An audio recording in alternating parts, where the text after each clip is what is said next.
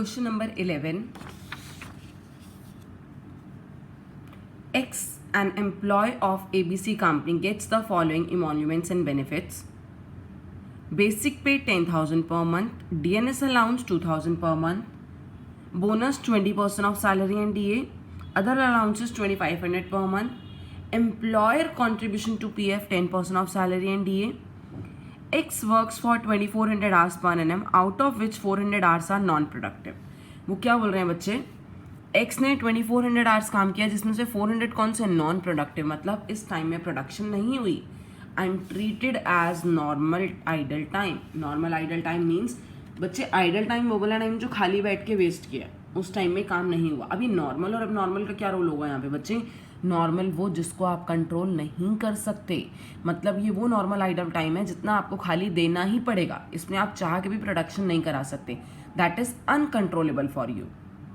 You are required to compute the effective hourly cost of employee X. आओ बच्चों compute करते हैं.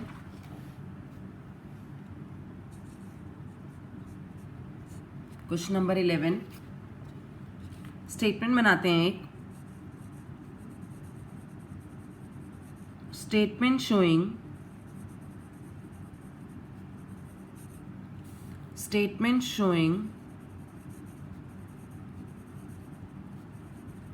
computation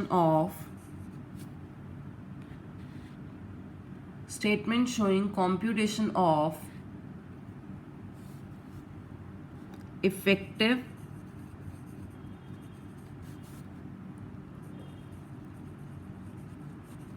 hourly cost of employee X. अच्छा बच्चे एक बात और, ये क्वेश्चन बच्चे आपका ICAI के स्टडी मटेरियल का क्वेश्चन है बच्चे, तो you can download such question from ICAI website also. देखो बच्चे आंसर.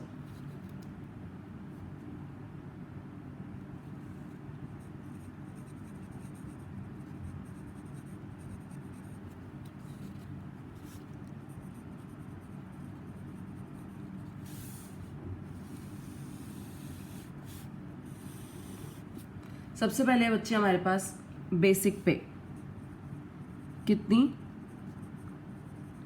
10,000 per month. बच्चे मैं ईयरली ले रही हूँ क्योंकि मेरे पास आर्ट्स तो ईयरली ही है, तो बेसिक पे कितनी हुई 1,20,000. डीएनएस अलाउंस चेक करो बच्चे कितना.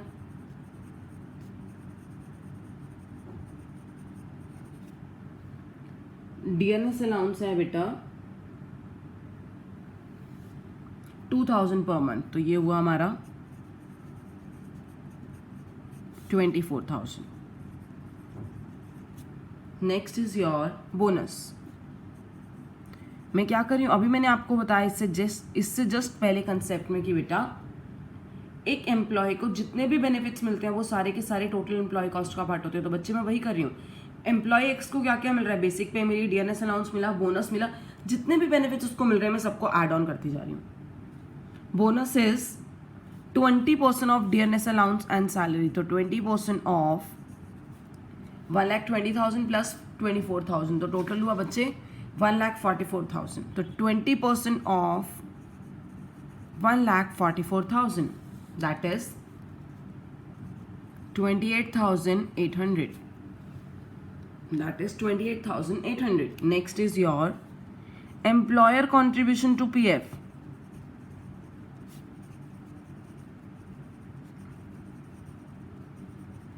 एम्प्लॉयर कॉन्ट्रीब्यूशन टू PF बच्चे कितना कॉन्ट्रीब्यूशन है. इससे पहले बच्चे एक अदर अलाउंस भी था, तो पहले अदर अलाउंस लेते हैं.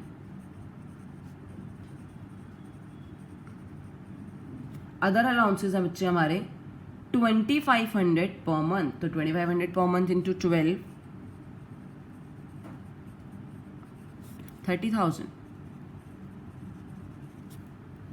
Next employers contribution to PF 10% of salary and DA. तो हमारा सैलरी एंड DA टोटल है 1,44,000, तो 10% ऑफ 1,44,000 दैट इज 14,400. तो बच्चे एक एम्प्लॉय की टोटल कॉस्ट कितनी पड़ी? टोटल एम्प्लॉय कॉस्ट देखो,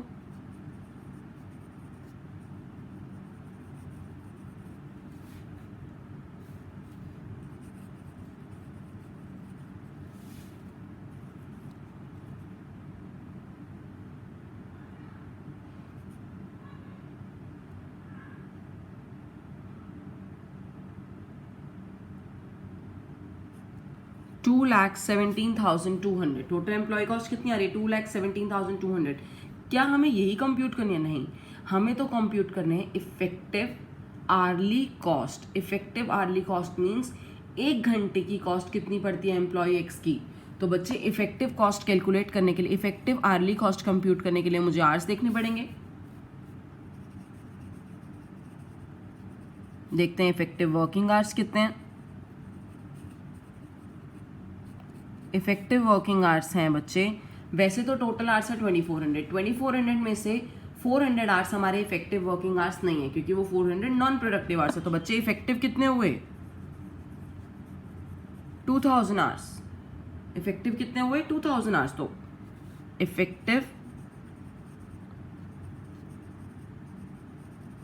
आर्ली कॉस्ट मतलब एक घंटे की कॉस्ट कितनी पड़ती है with employee X? That will be this divided by this, 2,17,200 divided by 2,000,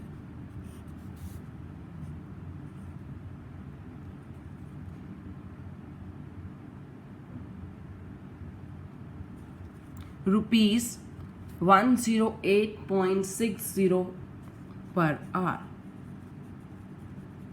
बताओ बच्चे, क्वेश्चन समझ आया? क्वेश्चन नंबर 11 क्लियर है बच्चे? नेक्स्ट क्वेश्चन करें? आ जाओ बच्चे, नेक्स्ट क्वेश्चन देखते हैं। अब नेक्स्ट क्वेश्चन भी इसी के तरीके से है, बट उसमें बच्चे एक थोड़ा सा चेंज और आ जाएगा। तो नेक्स्ट क्वेश्चन देखते हैं, नेक्स्ट क्वेश्चन में क्या चेंज आने वाला है। आ जाओ बच्चे नेक्स्ट क्वेश्चन के लिए। नेक्स्ट क्वेश्चन है हमारा question number 9।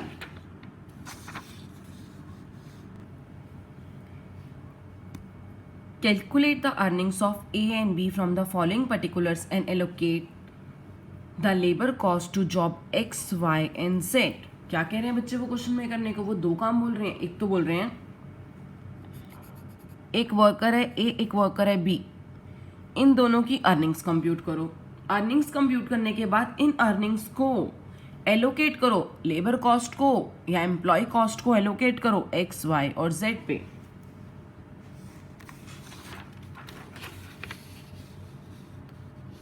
A and B किस तरीके से पेमेंट हो रही है और क्या क्या पेमेंट हो रही है? Basic wages, DA, employees contribution to PF on basic wages, overtime. A में ओवर टाइम है, बी में ओवर टाइम नहीं है। It means A overtime कर रहा है 10 आवर्स, बी ओवर टाइम नहीं कर रहा।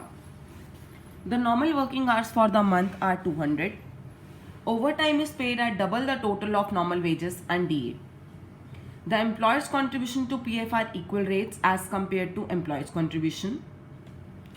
The two workers are employed on job X, Y and Z in the following proportion. Jobs X, Y and Z.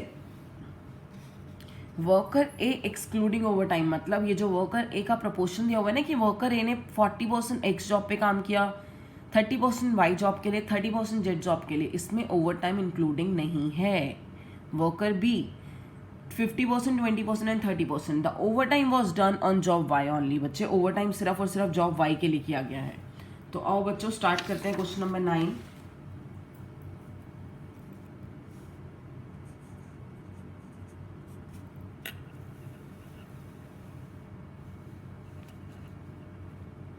Question number 9। Question number 9 में बच्चे हमें करना है कंप्यूटेशन ऑफ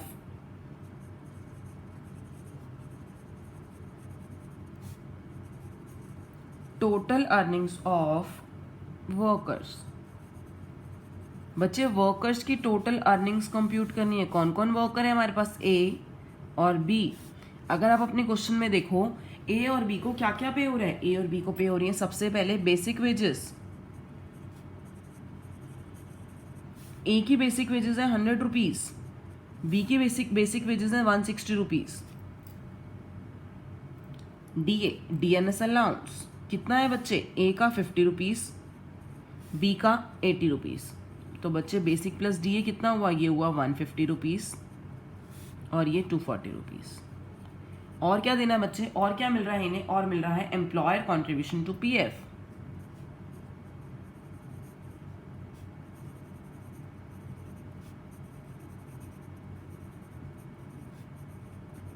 कितना, 10% ऑन बेसिक वेजेस। तो बच्चे बेसिक वेजेस कितनी है, 100 रुपीज़। 100 रुपीज़ का 10% कितना हुआ, 10 रुपीज़। तो बच्चे टोटल कितना आ गया, 160 रुपीज़। बी की बेसिक वेजेस है 160 रुपीज़। 160 रुपीज़ का 10% हुआ बच्चे 16 रुपीज़। तो टोटल हुई 256। तो बच्चे ये क्या हो गई, ये हुई मैम एम्प्लॉय कॉस्ट। जैसे आपने 11th क्वेश्चन में हमें एम्प्लॉय कॉस्ट कंप्यूट करना बताया, तो ये इस क्वेश्चन में ए और बी की एम्प्लॉय कॉस्ट निकली है। लेकिन मुझे एम्प्लॉय कॉस्ट कंप्यूट नहीं करनी, मुझे कंप्यूट करनी है ए और बी की नेट अर्निंग्स, टोटल अर्निंग्स। क्या यही इनकी अर्निंग्स है, इनको इन हैंड 160 रुपीज़ और बी को इन हैंड 256 रुपीज़ मिलेंगे? नो मैम, इसमें से इनका पीएफ अकाउंट में जो डिडक्शन होगा हमें वो भी तो माइन। रुको रुको रुको रुको, अभी पीएफ पे नहीं पहुंचना, अभी एक चीज़ रह गई, ओवर टाइम तो रह गया, plus over time.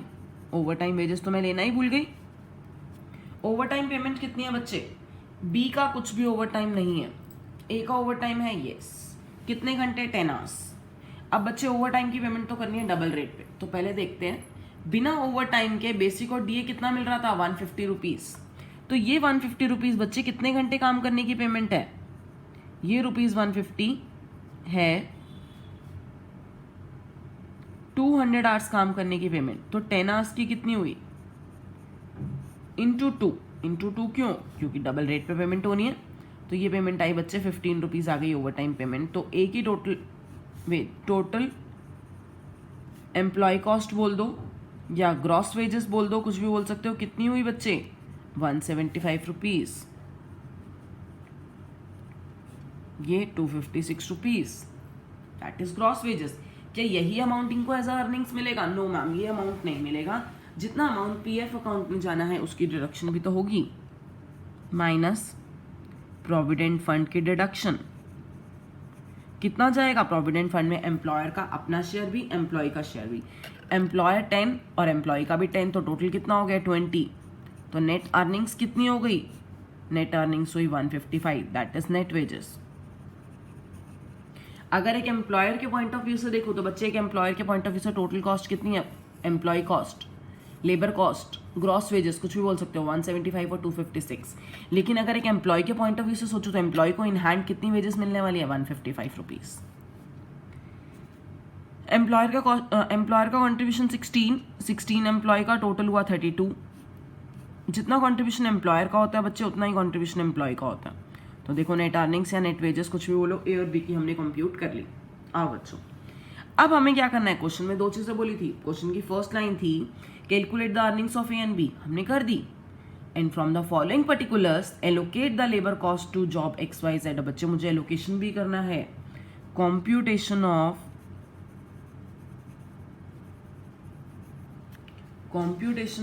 Allocation of labour cost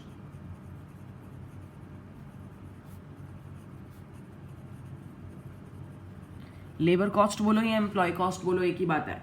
किस चीज को एलोकेट करना है, allocation of labour cost to different jobs. तो बच्चे मेरा आपसे एक क्वेश्चन है, मुझे 2 वर्कर्स ए एंड बी,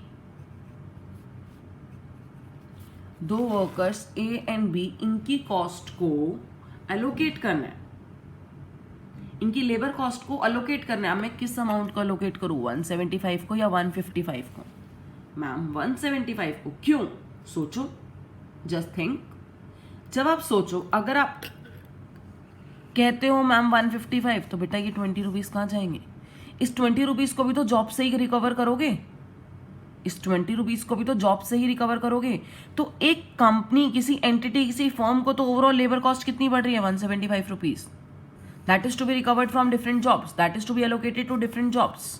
तो मैं यहाँ अपनी लेबर कॉस्ट, एम्प्लॉय कॉस्ट 175 को डिस्ट्रीब्यूट करूंगी। आई थिंक अब आपको ये पॉइंट क्लियर हो गया होगा, इन दोनों में से किसको एम्प्लॉय कॉस्ट बोलते हैं और किसको अर्निंग्स बोलते हैं। अगर एम्प्लॉय के पॉइंट ऑफ व्यू से सोचूं तो उसका 20 रुपीज़ का पीएफ में जाने वाला है और 155 उसको इन हैंड मिलने वाले हैं। एक एम्प्लॉयर के पॉइंट ऑफ व्यू से सोचूं तो उसको तो टोटल 175 ही पे करनी है। तो अब जब मैं एलोकेट करूंगी बच्चे वेजेस, तो टोटल एलोकेट होंगी बेसिस कहाँ कहाँ एलोकेट होंगी, job X, job Y, job Z. कितनी वेजेस है बच्चे, टोटल वेजेस है 175, जिसमें से ए के 15 रुपीज़ सिर्फ और सिर्फ जॉब वाई के थे। जॉब नीचे क्लियरली मेंशन था the overtime was done on job Y, तो ये 15 रुपीज़ भी सिर्फ और सिर्फ जॉब वाई के हैं। तो ए की जो बाकी बची 160 रुपीज़ बच्चे, वो किसकी है, वो तीनों की। उसका प्रोपोर्शन कहाँ से लाएं, क्वेश्चन में गिवन है 40%, 30% एंड 30%, और वहाँ क्लियरली मेंशन है एक्सक्लूडिंग ओवर टाइम, मतलब इस प्रोपोर्शन में ओवर टाइम इंक्लूडेड नहीं है। तो 160 रुपीज़ को डिवाइड करते हैं, 64 rupees, 48 rupees and 48 rupees. B की कितनी वेजेस बच्चे, 256 रुपीज़। तीनों में किस प्रोपोर्शन में डिस्ट्रीब्यूट करेंगे, 50, 20 एंड 30। प्रोपोर्शन ऑलरेडी क्वेश्चन में गिवन है बच्चे। तो 256 रुपीज़ को अगर डिस्ट्रीब्यूट करूँ तो 128 रुपीज़, 51.2 एंड 76.8। तो बच्चे देखो एलोकेट होके कितनी आई, जॉब एक्स पे एलोकेट हुई हमारी लेबर कॉस्ट 192 रुपीज़, 114.2 एंड ₹124.8। बताओ बच्चे, क्लियर है, क्वेश्चन समझ आया। क्वेश्चन नंबर 11, क्वेश्चन नंबर 9, दोनों क्वेश्चंस कॉन्टिन्यूटी में कराने के पीछे बच्चे ये रीज़न था कि मैं आपको एम्प्लॉय कॉस्ट कहते किसको हैं, और अगर एक वर्कर्स की अर्निंग्स की बात होती है तो वो किसको कहते हैं, किस तरीके से उसको डिफरेंट जॉब्स पे एलोकेट किया जाता है और किस कॉस्ट को एलोकेट किया जाता है, ये कराने के लिए बच्चे मैंने ये दो क्वेश्चन आपके सीक्वेंस में उठाए। इससे आपको ये भी पता कि आपका कंसेप्ट क्या है, जो हम कंसेप्ट कर रहे हैं एम्प्लॉय कॉस्ट का। इन दोनों क्वेश्चन से आपके बच्चे ये चीज़ अच्छी क्लियर हो चुकी है। करे बच्चे आगे क्वेश्चंस, आओ आगे करते हैं।